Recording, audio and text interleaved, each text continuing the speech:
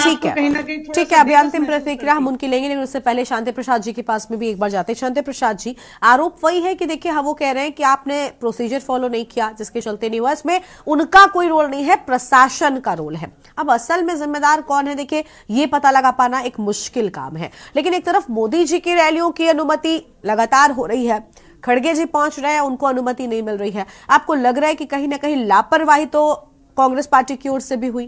क्योंकि अगर आप जानते हैं कि आपके साथ ये हो सकता है, तो कम से कम तब तो इस तरीके का व्यवहार नहीं होना चाहिए। लोकसभा का चुनाव है, आपको भी पता है कि आपका प्रचार करना, अपनी बात जनता तक पहुंचाना कितना जरूरी है। देखिए गरिमा जी, हाँ, लोकतंत्र में पार्टियां प्रोग्राम ओवरनाइट करती हैं। हाँ, और सरकार के संज्ञान में मामला रहता है, केवल सूचनार्थ एक एप्लीकेशन दे दी जाती है कि भाई हाँ, हमारा ये कार्यक्रम है, सूचनार्थ आपको दिया जा रहा है, आपका काम है लॉ एंड ऑर्डर मेंटेन करना। मैं कुछ समय से देख रहा हूं कि लोकतंत्र में अब स्वीकृति ना मिलना, व्यवस्था पर लाचारी प्रशासन के दिखा देना, ये बड़ा घातक समय है। अगर ये ऐसा आगे होता रहेगा तो एक दौर कहीं ऐसा ना आ जाए कि अभी तो अखबार मैनेज हो रहे हैं, बाद में घर के बाहर पुलिस खड़ी हो जाए कि बाहर निकलना बंद, तुम बोलोगे भी नहीं, चलोगे भी नहीं, कार्यक्रम होगा भी नहीं। भाई इस समय देश के अंदर बड़ा महत्वपूर्ण समय है, ये 3 महीने हैं जिसमें लोकतंत्र की आवाज को जनता तक पहुंचाना है। जनता ने सहमति जतानी है और उसके बाद अपनी सरकार चुननी है। दुर्भाग्य देखिए, 3 महीने चुनाव के रह गए हैं। यदि विपक्ष की पार्टी कोई कार्यक्रम कर रही है और जिला अधिकारी एक अदना बाबू तो है, डीएम क्या है, जेंटलमैन बाबू तो है, और अगर एक बाबू इतना दुस्साहस कर रहा है कि विपक्ष के नेताओं को अनुमति ना मिले, इसके लिए यदि हिला हवाली कर रहा है, तो ये समझ लीजिए कि कितना बड़ा दबाव उस अधिकारी के ऊपर है कि वो सरकार के इशारों पर विपक्ष की आवाज को दबाने का प्रयास कर रहा है। ये नहीं होना चाहिए।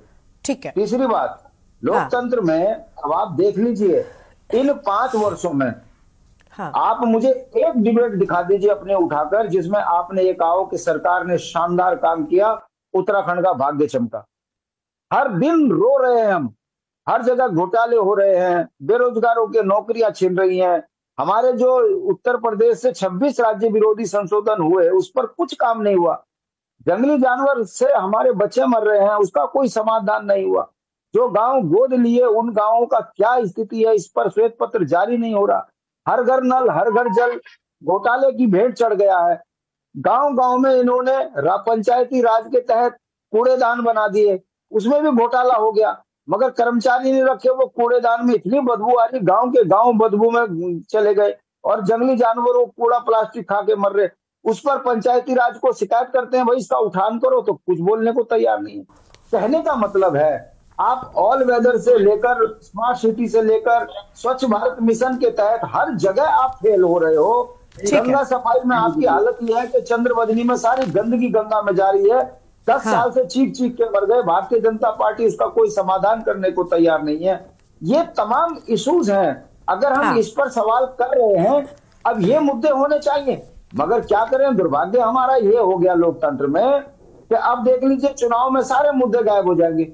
बेरोजगारों के मुद्दे गायब हो जाएंगे, पलायन के मुद्दे गायब हो जाएंगे, अखबार मैनेज कर मोदी मोदी मोदी कर यदि आप उत्तराखंड की जनता की आंख में धूल झोंककर वोट पाने का प्रयास कर रहे हो, अगर ये लोकतंत्र है, तो ये आने वाले समय के लिए बहुत बड़ा खतरा है। हमारा ये कहना है कि जो बुनियादी मुद्दे हैं, इन 10 वर्षों में जिस पार्टी ने इंच मात्र काम नहीं किया, उस पार्टी के खिलाफ तो अखबारों से लेकर चैनलों तक सब जगह खुले आम बोला जाना चाहिए कि वो झूठ बोलने वाले सरकारें हैं। हम इनसे पूछें कि वो भाइयों बहनों, पहाड़ का पानी, पहाड़ की जवानी, पहाड़ का काम बस हो गया कि सबको बोलने का। बिल्कुल बिल्कुल मैम, हनी जी मैं आपके पास आऊंगी, सबसे आखिरी प्रतिक्रिया मैं आपकी लूंगी। ठीक है, ठीक है, ये बताइए, आप 4:50 हो गया। बिल्कुल हनी जी मैं आती हूँ आपके पास, डोंट वरी। ठीक है, ठीक है, शांति प्रसाद जी, शांति प्रसाद जी, ठीक है, ठीक है। अभी और लोगों की प्रतिक्रिया लेते हैं। सुभाष जी जल्दी से, बस महज 1 मिनट है आपके पास, उसके बाद हनी जी की अंतिम प्रतिक्रिया होगी। सुभाष जी आपने सब कुछ सुना। हनी जी कह रही है कि देखिए प्रोटोकॉल फॉलो करिए, आपको पूरी अनुमति है, प्रशासन एक अलग तौर पर काम करता है, सारे आरोप सत्ता पक्ष पर नहीं बढ़े जा सकते। लेकिन सुभाष जी देखिए बड़ी बात यह है कि देखिए अगर वो काम कर रहे हैं या उनकी ओर से जो भी किया जा रहा है वो इंटेंशनली हो सकता है या अनइंटेंशनली, कुछ भी हो सकता है, अनुमति न मिलने की बात एक अलग हो गई।